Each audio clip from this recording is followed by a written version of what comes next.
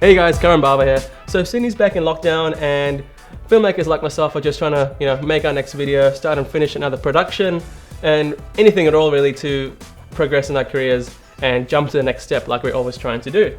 It's a tricky scenario though when the only reason we can go outdoors is for essential reasons.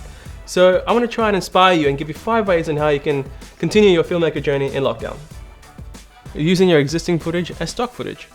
So if you're like me and you've filmed a ton of footage on all sorts of cameras, you can actually make money for that, given you meet the terms and conditions of some stock footage platforms. So on my end, over the years, I've filmed a lot of B-roll of me traveling through national parks or other cities, and recently I've dug all of that back up to put online. So this video isn't sponsored, but I personally use Blackbox because I can choose a curator to do my metadata for my footage, as I don't have time to write 100 keywords for each video, and most of these guys are professional metadata curators, so I really trust their work. So the curator and Blackbox of course both get a percentage of the sale, but overall I think it's a great platform because all I have to worry about is the filming and editing side, nothing else. To give you a good idea of what's possible, here are a couple of my clips that sold last month and how much I earned from them.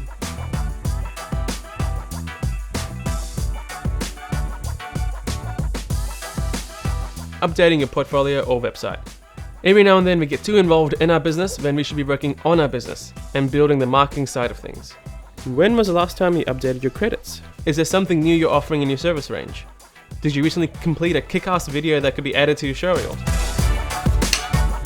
Revisiting an old project on the back burner.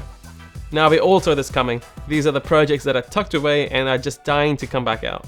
An old script maybe that you've been on and off on, a sequence that you filmed a while back that you haven't edited. Trust me, there's no better time to get back into it. Learning a new skill.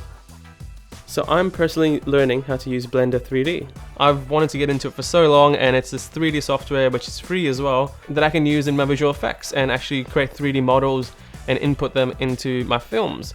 A massive inspiration for me is David F. Sandberg when he made Annabelle Creation. There's actually a BTS video of it online. He actually used Blender in some of the visual effects shots, and it's crazy to think that a free software can actually be used to contribute to a feature film in Hollywood.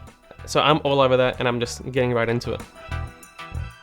Starting early on the pre-production of your projects. So you might have a project coming up in 3 months, 6 months, up to a year, but why not start now? Why not get the ball rolling now and try to get as much down as you can in the time frame that you have?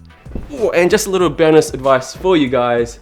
Remember to take some breaks, because at the end of the day, what's it all for? Lockdown forces us to chill out, and when restrictions ease, it's unlikely that we'll have this time to, take a break and actually take in life for what it is. I'll see you in the next video.